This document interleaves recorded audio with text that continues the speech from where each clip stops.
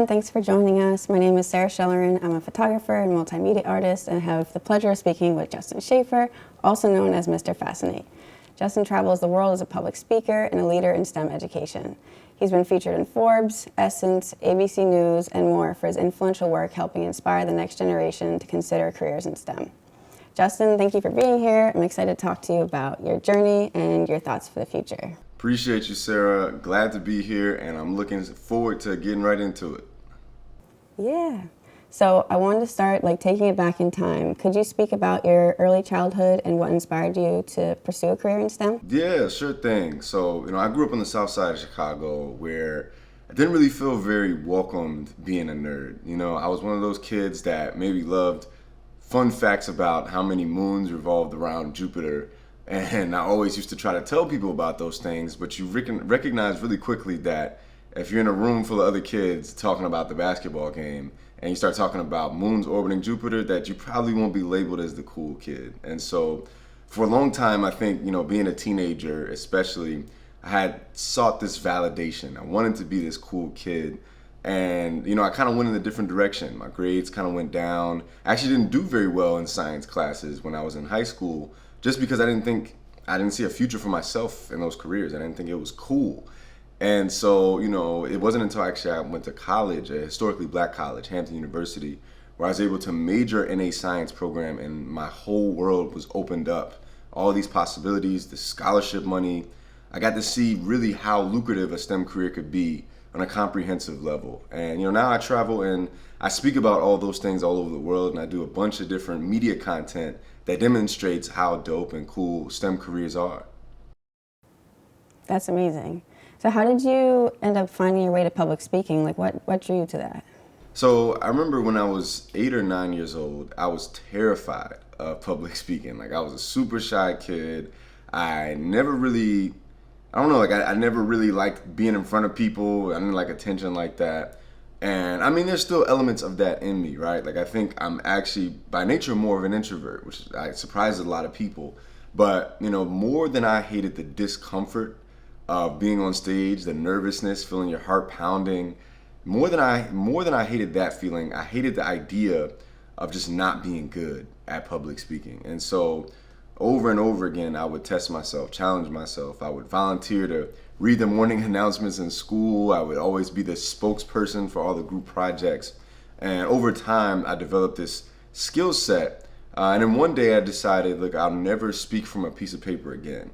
And so I just kind of got rid of the paper and I was like, how do I flow? The challenge then became, how do I flow for 30 minutes, 60 minutes, 90 minutes in these keynotes and keep people's attention? And that's when I had to learn about the craft of storytelling.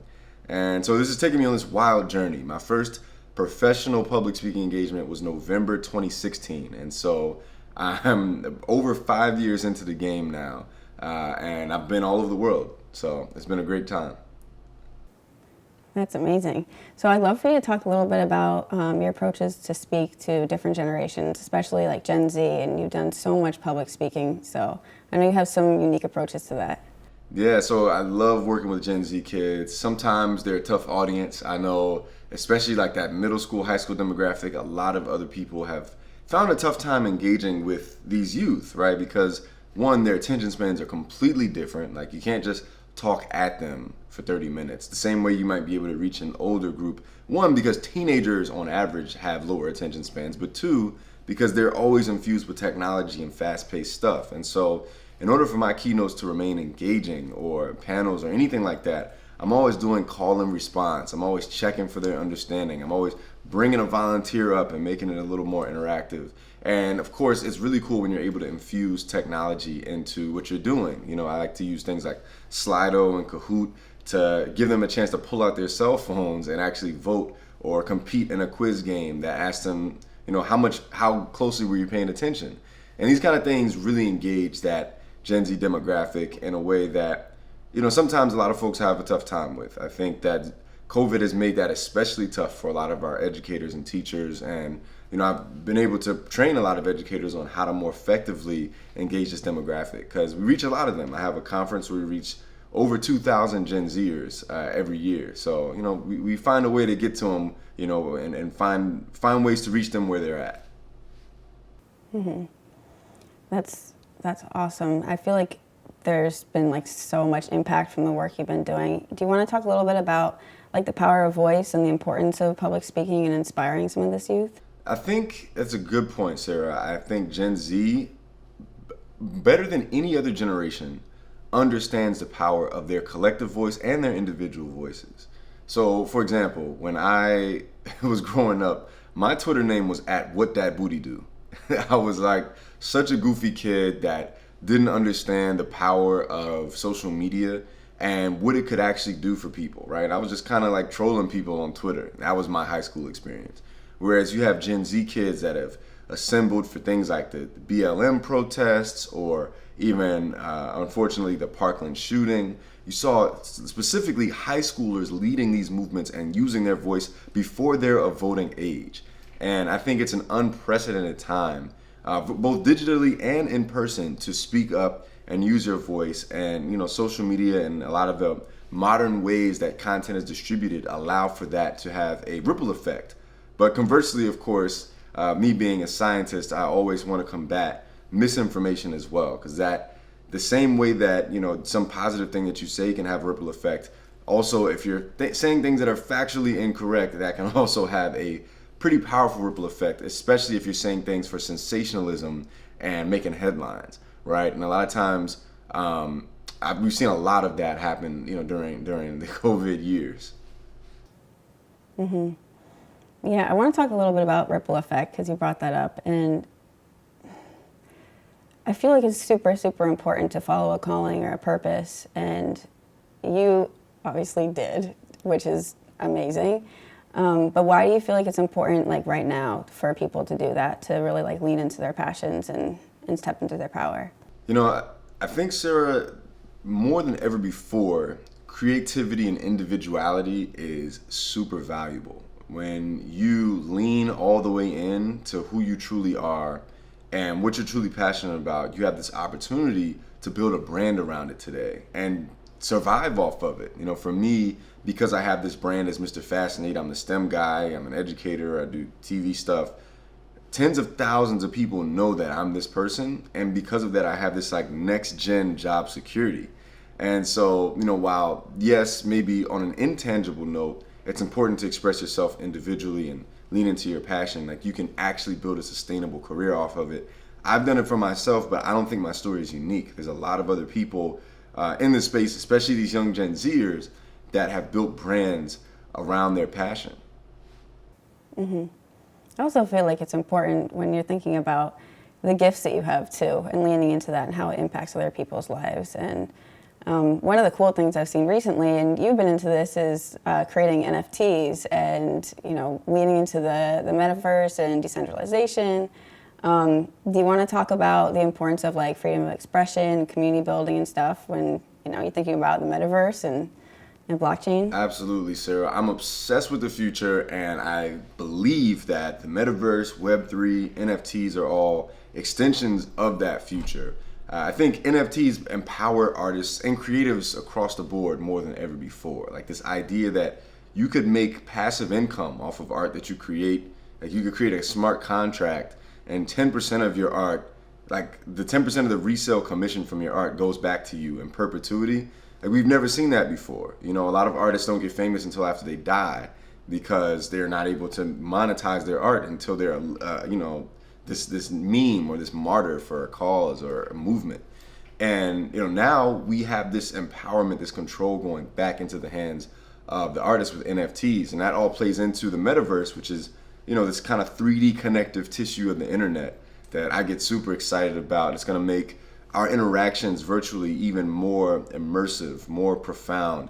I think the days of 2D Zoom calls where we're doing interviews with panels are in the process of becoming extinct. Like, I think we'll be able to shake hands and play tennis and, you know, high five each other and all kind of other things as we're building the interactive components of the metaverse. So I'm excited. I've launched my own collection. It's called High Tech Heroes.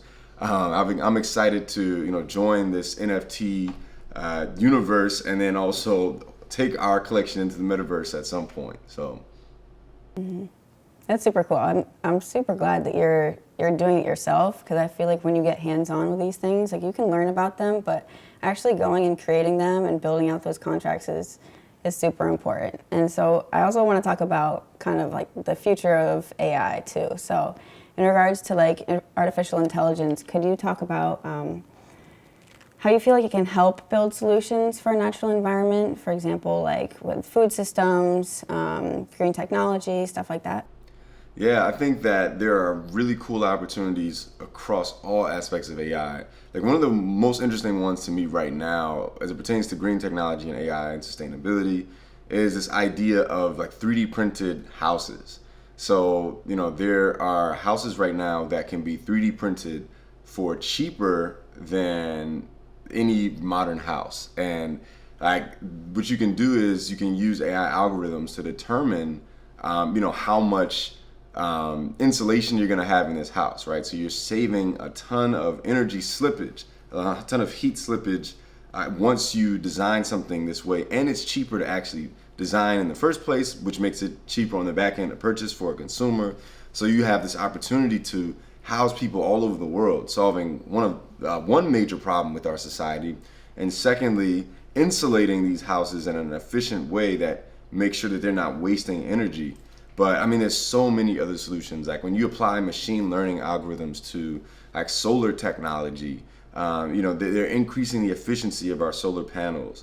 I mean, there's just so many things. Like AI is one of those multi-pronged, almost like an octopus, where it's all these different tentacles stretching out and all these different areas of research that are going to change the way the future works. I love the idea of predictive models for climate change, like so that we can mitigate some of our we can have more coastal resilience, because sea level rise is a huge issue that's affecting societies across the board. And if we're more prepared and understand the models and the maps that basically the sea level is going to rise across the different coastal communities, then we can better prepare to mitigate some of those disastrous effects, which inevitably will come at this rate of change. So I think AI is going to solve a lot of the problems that it's tougher for human brains to solve. Mm-hmm. Yeah. Do you feel like having AI or automation heavy future is going to be beneficial? Because I feel like we've heard so much about jobs being taken over by robots, and I feel like there's like so many awesome things that are happening, and it's not just.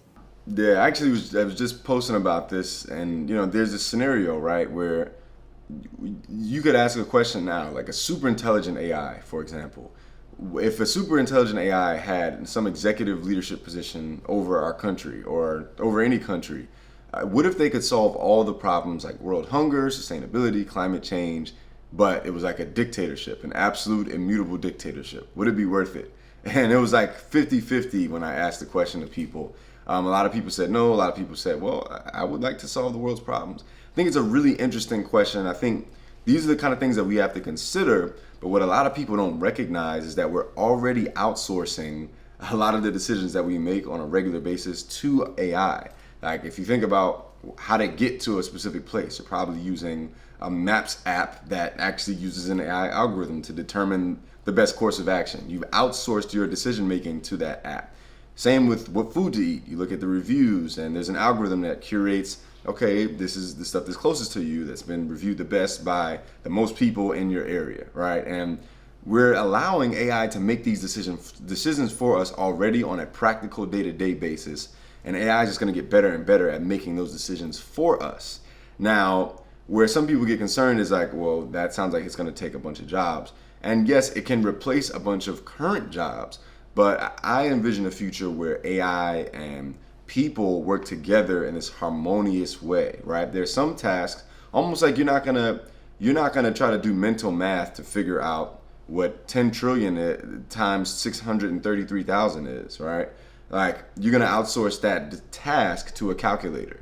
And the same way that computers are just really good at crunching numbers and handling large volumes of data where human brains aren't, we're going to probably collaborate with AI to solve problems in the future. And that's a future I'm excited about. But what that requires of us is to take the time to learn how this technology works.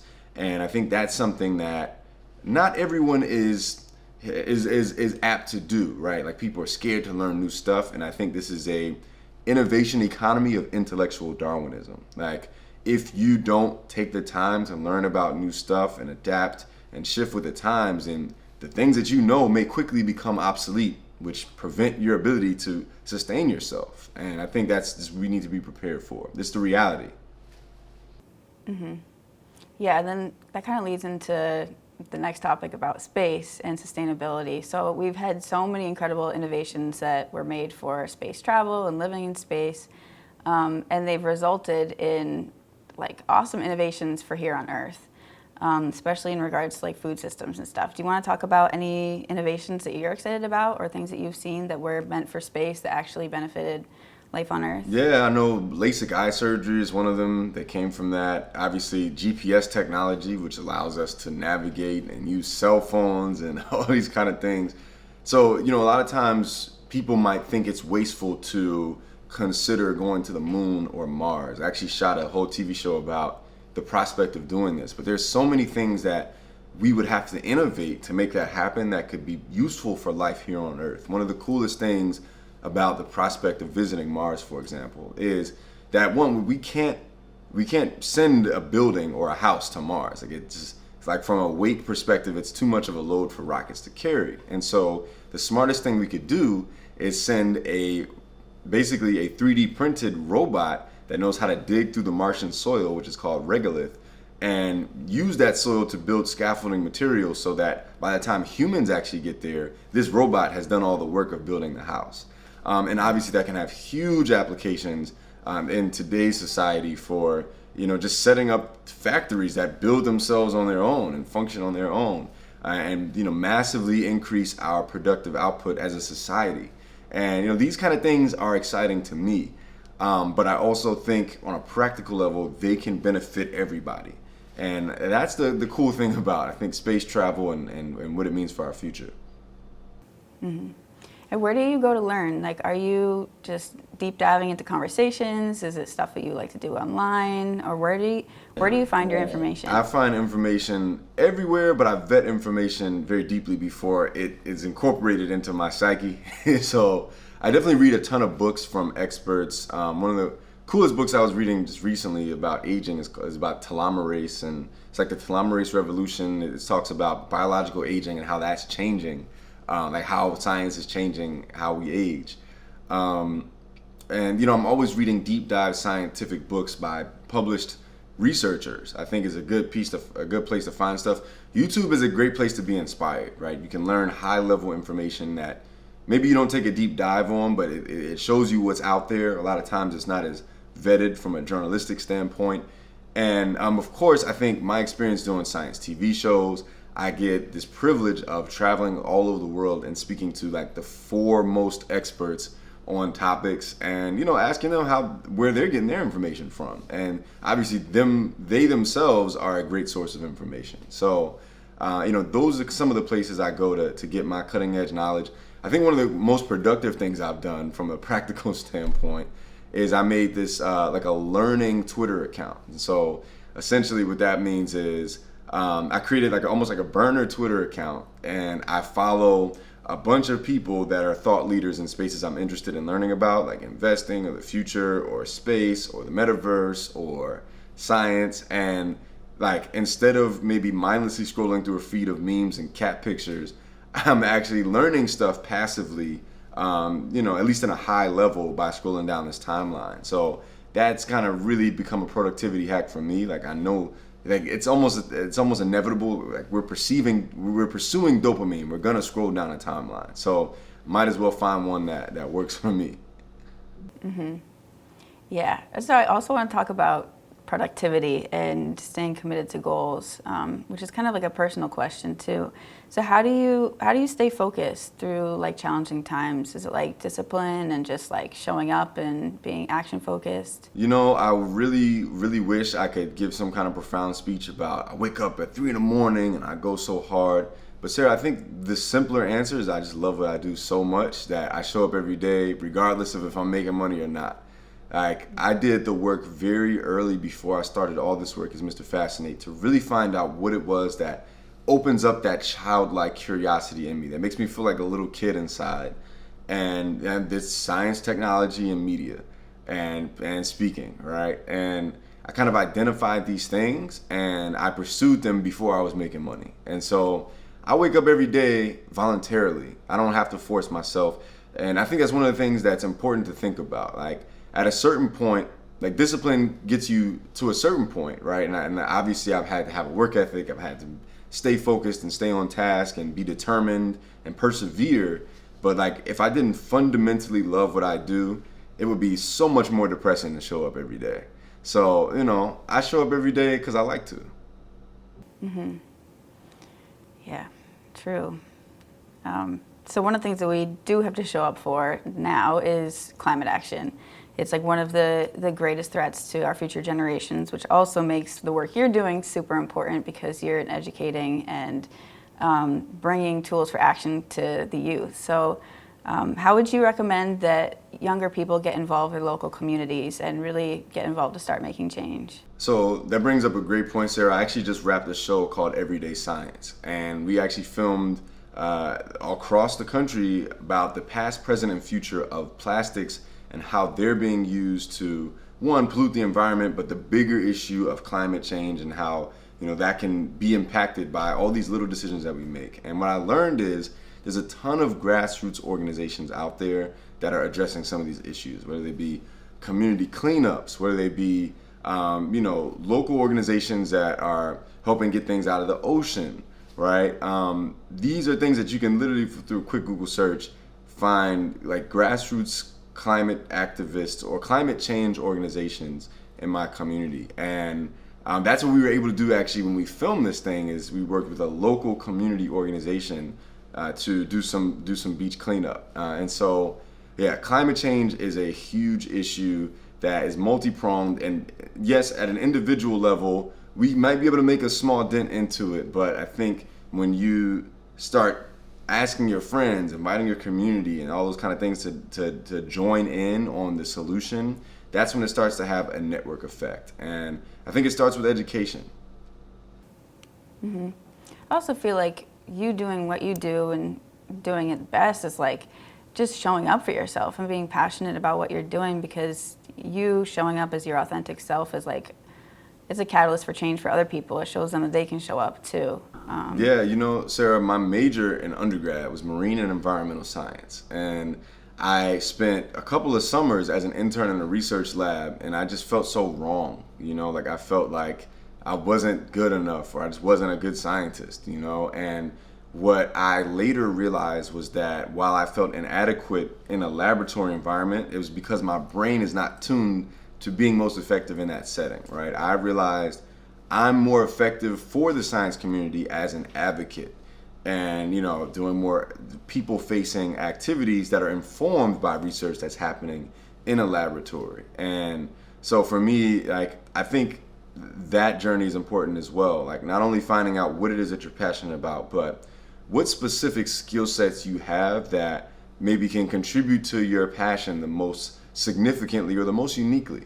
And that's what I was able to discover after a while of feeling like I wasn't good. So what are some of your goals now? Like, you have upcoming projects, I know, but like what's your like vision for the future, and how do you want to be a part of it? For me, I started off, again, like I didn't know anyone that looked like me in these kind of spaces, anyone that has my cultural background, that even had these kind of interests.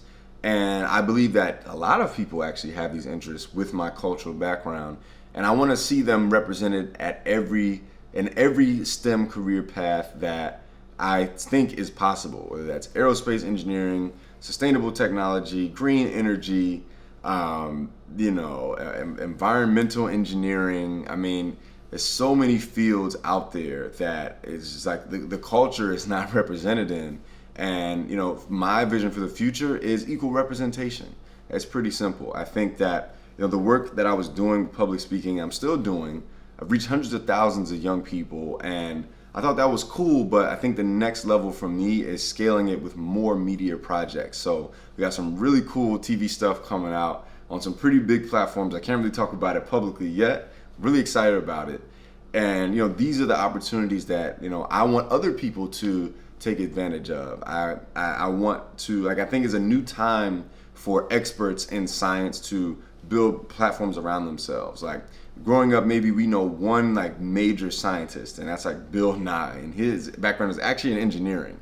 But what's true today is that experts can build followings around themselves and become these micro influencers that all have this network effect. And that really excites me. And being kind of central to that group, which is kind of what we've done with the summit I've created, the STEM Success Summit, and continuing to be central to that group and having these tentacles that reach out to the science community in all these ways is really, really exciting to me. Mm-hmm. And that's kind of what leads into my final question is what's bringing you hope? You've met so many people and had so many different interactions and learned a ton through the process. Is there something that really stands out for you that's like really brings you hope and excited about the future? It's got to be the one-on-one interactions with kids. Like, they blow my mind on a regular basis with what they know and what they don't know, which is really exciting to me. Like, this idea that I talked about this in a TED Talk I gave about this kid that hacked into my computer game in class. And this same kid actually didn't know what Silicon Valley was. Like, he had never heard of the term Silicon Valley. But he knew how to use computers like a whiz. And so, there's this opportunity as an educator, as a parent, as a mentor to this younger generation of kids to guide them with this, like, they're almost like little Iron Men, like little Robert Downey Jr.'s that just know so much about how the world works, but then they know so little about how other aspects of the world works. And so, we have this opportunity to really empower them to figure out where to look so that they can really find themselves. And I mean, when I meet these kids, I just see so much potential, and I'm like, I gotta be the guy that lights the spark in the kid that creates the solution to world hunger or creates the solution to climate change, right? And that for me is an exciting prospect. Mm-hmm. Wow, that's so awesome. Well, I want to say thank you so much for your time and for being here. I so appreciate you. And I'm looking forward to jumping into our live session too. So yeah, looking forward to it, Sarah. Always a pleasure. I will see you soon. All right.